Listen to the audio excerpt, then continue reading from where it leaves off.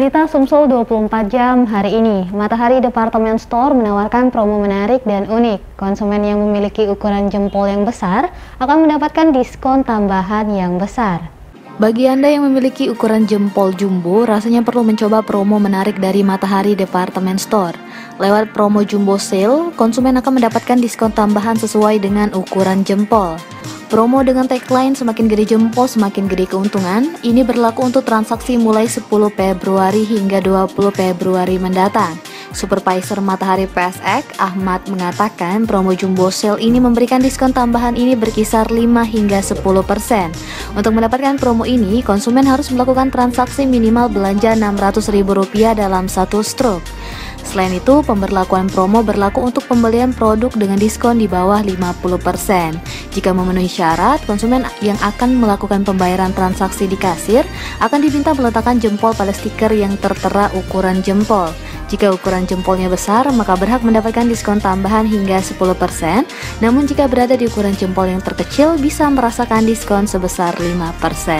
Mbak, kita dari tanggal 10 sampai 20 Februari ada acara jempol. Jadi nunjukin jempol dapat diskon mulai dari 5% sampai dengan 10%. Jadi kalau misalnya jempolnya kecil itu dapatnya 5%, tapi kalau jempolnya besar dapatnya 10%. Untuk minimal belanjanya 600.000 dalam satu struk belanja. Kalau Februari itu kita mengalami penurunan, tapi di awal tahun kemarin kita meningkat sampai dengan 40%. Selain itu ada promo apa lagi Kak di Matahari? Mungkin diskonnya sampai 70%? Ya, kita diskon mulai dari 20% hingga 70%. Reporter dan juru kamera Ella Sulistiana, palfresh.com. Pemirsa, Wakil Wali Kota Palembang Fitriyanti Agustinda bersama Badan Pengawas Obat dan Makanan melakukan peninjauan ke distributor farmasi di Jalan Soekarno-Hatta, Palembang. Itu dilakukan untuk memastikan ketersediaan obat-obatan bagi penanggulangan COVID-19 di Kota Palembang. Selain distributor farmasi, Wawako juga melakukan inspeksi mendadak ke apotek di kawasan Jalan Jenderal Sudirman. Dari hasil sidak itu, ia memastikan ketersediaan obat-obatan untuk penanggulangan COVID-19 aman dan mencukupi. Sejauh ini, ia mengatakan belum ada peningkatan pembelian obat untuk COVID-19.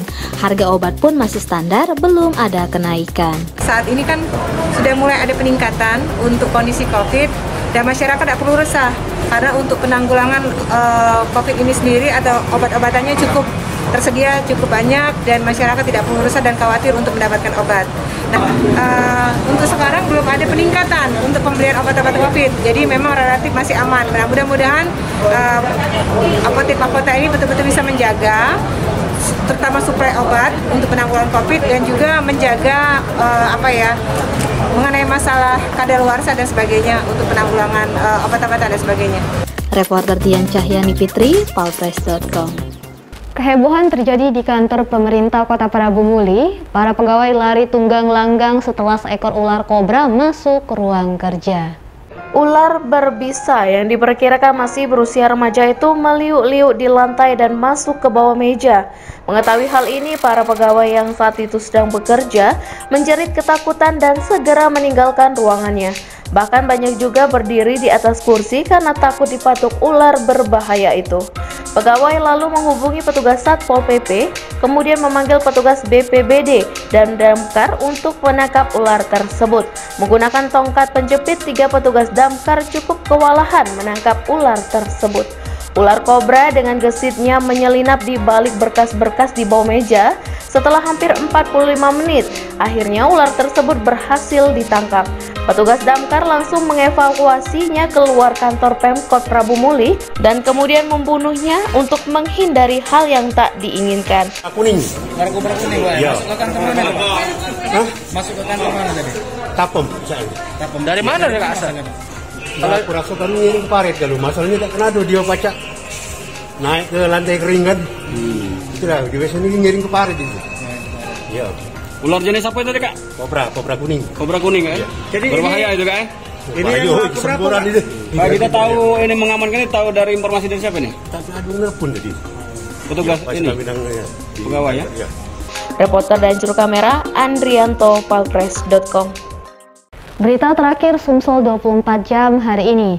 Anggota Polrestabes Palembang memburu geng motor yang meresahkan warga. Bahkan anggota tidak segan melumpuhkannya jika ketahuan membawa senjata tajam. Anggota Polrestabes sejak beberapa hari terakhir melakukan patroli untuk memburu komplotan geng motor yang meresahkan warga.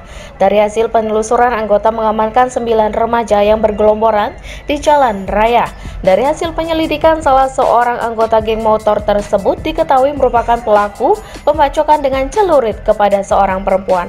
Kapolrestabes Palembang, Kombes Pol Muhammad Ngajib memastikan akan menindak tegas kepada geng motor yang mengancam keselamatan warga.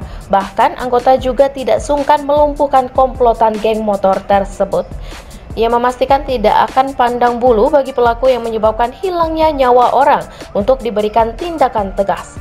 Jadi dari informasi yang berkembang bahwa di Palembang ada sekelompok remaja yang melakukan kegiatan trek-trekan ataupun gerombol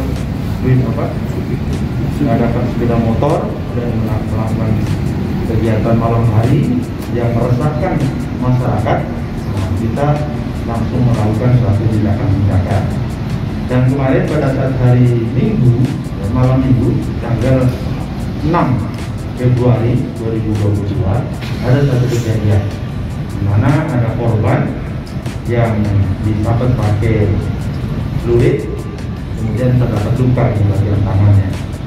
Dan setelah kita lakukan penyelidikan, ternyata ada sekelompok orang, sekelompok remaja yang bergerombol melakukan kegiatan-kegiatan yang meresahkan masyarakat. Kemudian kita tangkap ada 8 orang hari ini sudah tangkap. Salah satu diantaranya inisial E itu adalah pelaku daripada yang membaca atau menggunakan arit atau menggunakan celurit itu untuk melukai daripada korban. Sementara itu, salah satu anggota geng motor AR mengaku hanya ikutan saja. Namun orang yang melakukan pembacokan terhadap korban perempuan tersebut merupakan temannya satu geng motor. Reporter dan juru kamera Kurniawan, Palpres.com. Demikian berita Sumsel 24 jam hari ini. Jangan lupa untuk mendukung program kami lainnya di channel YouTube Palpres Official seperti Podcast Cukup Pedas, Budak Lorong, Basing, Ternyata Bukan Mistis, dan Ruang Cerita bersama Kakak Juli. Saya Adel Sanasution, sampai jumpa.